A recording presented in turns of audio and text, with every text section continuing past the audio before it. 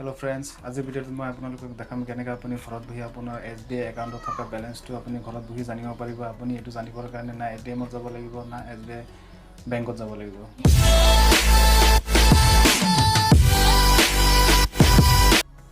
যদি আপোনাৰ SBI বেংকত একাউণ্ট আছে দেন আপুনি ঘৰত বহি আপোনাৰ SBI একাউণ্টৰ বেলেঞ্চ চেক কৰিব পাৰিব। এটোৰ কাৰণে আপুনি কোনো বেংকত যাব নালাগিব, কোনো ATM-ত যাব নালাগিব।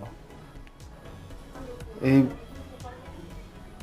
বেংকৰ একাউণ্ট চেক কৰিবৰ কাৰণে আপোনাৰ যেটো মোবাইল বেংকৰ লগত ৰেজিষ্টাৰ হৈ আছে হেতু মোবাইলৰ পৰা আপুনি এটা SMS বা মিছ কল মাৰি আপোনাৰ বেংকৰ একাউণ্টৰ ডিটেইলছ জানিব পাৰিব কিমান বেলেঞ্চ আছে। যদি আপোনাৰ মোবাইল নম্বৰ বেংকৰ লগত ৰেজিষ্টাৰ নাই, প্ৰথমে আপুনি আপোনাৰ মোবাইল নম্বৰটো ৰেজিষ্টাৰ কৰিব লাগিব।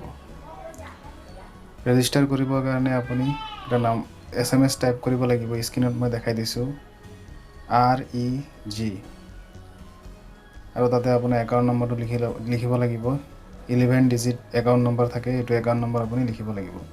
লিখি সেন্ড কৰিব লাগিব এটো নম্বৰত 09223488888 09223488888 এটো নম্বৰত আপুনি কেপিটেল লেটাৰ REG স্পেচ লিখি আপোনাৰ 11 ডিজিটৰ একাউণ্ট নম্বৰ যিমান ডিজিটৰ একাউণ্ট নম্বৰ আপোনাৰ আছে হেতু একাউণ্ট নম্বৰ আপুনি লিখি সেন্ড কৰিব লাগিব।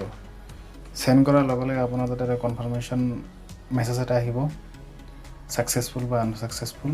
সাকসেসফুল হোৱাৰ পিছত আপুনি আপোনাৰ বেলেঞ্চ মিছ কল বা SMS কৰি ঘৰত বহি জানিব পাৰিব আপোনাৰ একাউণ্টত কিমান বেলেঞ্চ আছে। আপোনাৰ মোবাইলটোতে ৰেজিষ্টাৰ হ'ল। এই ৰেজিষ্টাৰ মোবাইল নম্বৰৰ পৰা আপুনি মিছ কল মাৰিব পাৰিব 9223766666।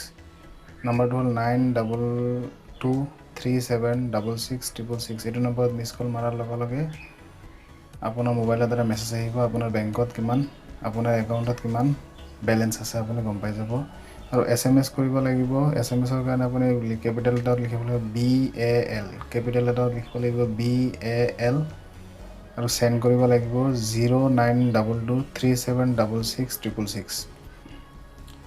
নম্বৰ দুটা সেমে হয় মিছ কল আৰু মেছেজৰ। মিছ কলত 0 নাইকিয়া, মেছেজত 0 আছে।